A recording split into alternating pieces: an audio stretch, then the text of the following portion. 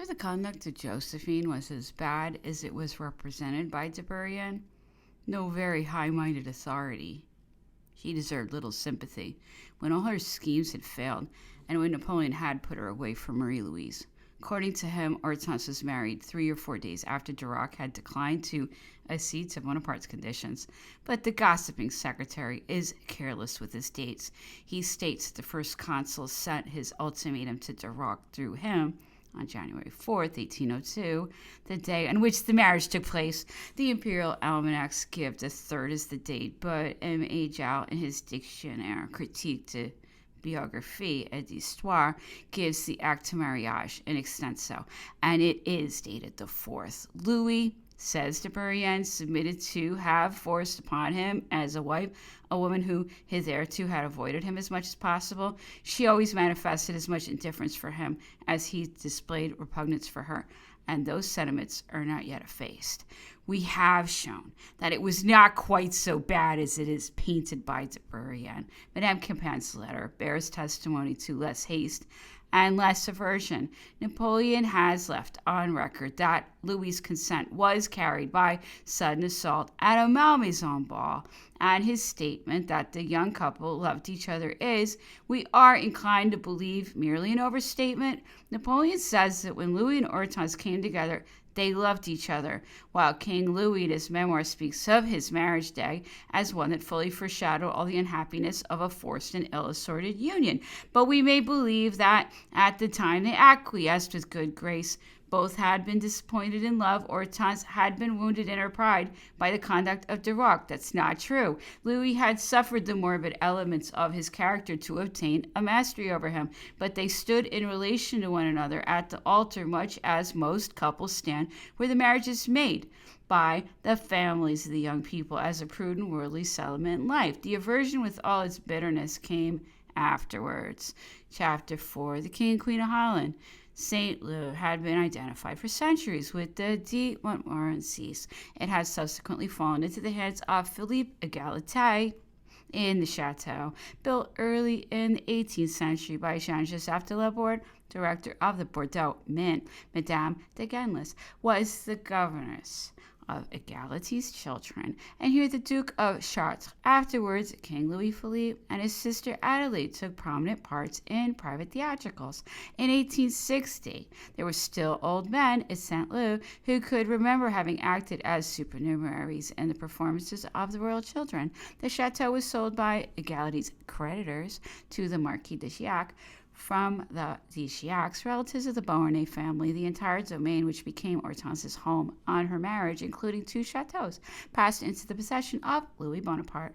Sad as her marriage had been, Hortense set to work gaily enough to make her house a second Malmaison. The ancient seat of the de Montmorencys was tricked out in splendid holiday attire. Égalité's sombre chateau became a lady's dainty palace. The garden soon blazed with flowers, which Hortense loved with all her mother's intensity. A river was led to wind through shady groves. A noble orangery arose. Pineapples ripened in a spacious conservatory. Sweet surprises of light and shade met the courtiers and senators in their walks. The beautiful Creole, mistress of the fairyland, appeared in her chair in an atmosphere of violets, borne by picturesque Basque carriers capped with the beret and gay with native collars. To the riverside, the prodigious char à banc swept past along the groves, carrying chattering maids of honor and holiday-making statesmen, sometimes Napoleon himself in the midst, on the way to the Chateau de la Chasse to Écueillon, of which Madame Campin was now directress, or de Montmorency. St. Leu was a radiant place, while Hortense lived there immediately after her marriage. The somber character of the master of St. Leu had not yet made itself felt. The dull, heavy, lonely days were to come, when the light-hearted Chatelaine would weep in solitude with her children. The first year of marriage was not an unhappy one. Hortense gave birth to their first child on October 10th, 1802, and at the time she and Louis appear to have been on affectionate, or at any rate friendly terms, for Madame Campan writes to congratulate her on the grace and sensibility which Louis had shown on the occasion. You have been touched by it, your tender heart has been stirred by it, but I know you well. Have you expressed what you felt? I know that simple, pure, and elevated natures disdain demonstrative responses, but qualities estimable in themselves become false sometimes in private life. We have some clue in this letter to the estrangement, which widened afterwards between the young couple. Hortense treated her husband with coldness. His nature, repelling in most of its qualities, was extremely sensitive. Every wound hardened him. He would have learned to love her. Indeed, she says at one time he did love her passionately, but her heart was soon closed upon him. She revolted from his sullen humors, his jealousy, his taste for solitude. She was fond of pleasure, and never tired of society, even to the last, while he shunned all that Hortense delighted in. Still the two lived together for some years in tolerable comfort. About 1805, Madame Campan wrote to her pupil after a visit to St. Leu, I carried away with me the pleasant remembrance of your way of living at St. Leu. Dignity without show, propriety without affectation, cheerfulness, kindness, all is perfect, and to the honor of the prince and my dear pupil. In this year, Prince Louis, having suffered severely in health, went with Hortense to take the waters of Saint Amand, and they returned together. They were a distant couple always, but they had not yet found life in common intolerable, and the probabilities that, had not Napoleon sent his brother against his will to reign over the Dutch, they would have remained together to the end of their lives. The frigid relations of Saint Leu became open warfare in Holland. Josephine's messages to Louis in her letters to her daughter all indicate in the early years of the marriage that he was living on friendly terms with his wife. Kiss your husband to me, she wrote, as we have already noted, 1 year after the marriage from Rouen. In the same year, she sends kisses to Louis and her grandson, little Napoleon.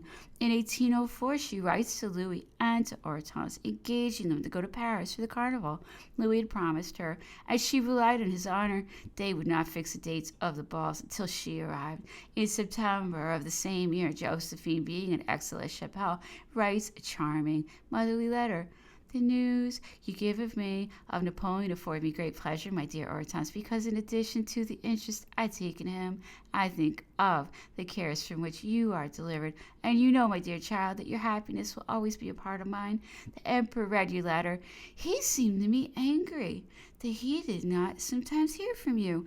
You would not find fault with your heart if you knew it as well as I do, but appearances are against you, since he may imagine that you neglect him. Lose not a moment in repairing the imaginary fault. Tell him that it was discretion that prevented you from writing, that your heart indeed suffered by the law which respect alone had dictated, that since he had always shown you the kindness and tenderness of a father, you would rejoice in offering him the homage of your gratitude. Speak to him also of the hope you cherish to see me back for your accouchement.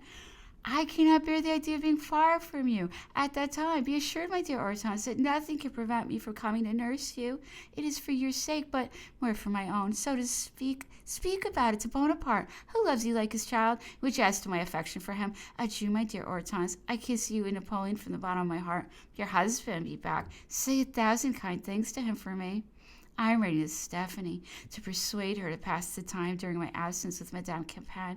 I recommend you to persuade her that this is a proper course, as you will be too fatigued to accompany her. Tell Emily, Madame de Lavalette, to show me this mark of friendship. It seems that we shall receive a great number of visits at Manse. Josephine.